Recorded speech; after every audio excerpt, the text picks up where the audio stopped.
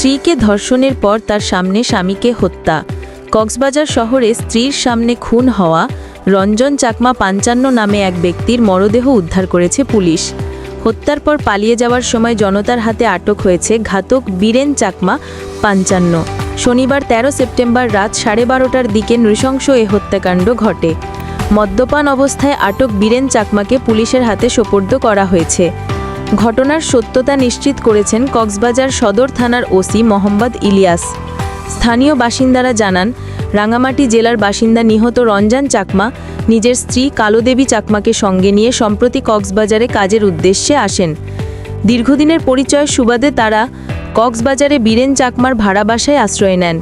বীরেনও কয়েক মাস আগে রাঙামাটি থেকে এসে ঝিলংজার উত্তর ও নাবাসিকে ভাড়া থাকছিলেন।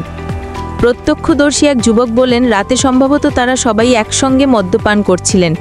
এই সময় মদ্যপান অবস্থায় রঞ্জনের স্ত্রীকে পাশের কক্ষে নিয়ে গিয়ে ধর্ষণ করে বীরেন। স্ত্রীকে বাঁচাতে রঞ্জন এগিয়ে এলে বীরেন তাকে ছুরি দিয়ে গলায় আঘাত করে পালিয়ে যাওয়ার সময় রঞ্জনের স্ত্রী চিৎকার করলে আমরা এগিয়ে আসি। হত্যার পর পালানোর সময় বীরেন চাকমার হাতে রক্ত দেখে স্থানীয়রা সন্দেহ করেন। পরে ব্যাগ হাতে পালাতে গিয়ে তাকে ধাওয়া করে ধরে ফেলে এলাকাবাসী। প্রতিবেশী মোসলেম উদ্দিন বলেন, চাকমা পরিবার দুটি এখানে ভাড়া থাকত। তারা সবাই সুপারি বাগানে কাজ করত। তবে এমন হত্যাকাণ্ড ঘটবে আমরা ভাবিনি।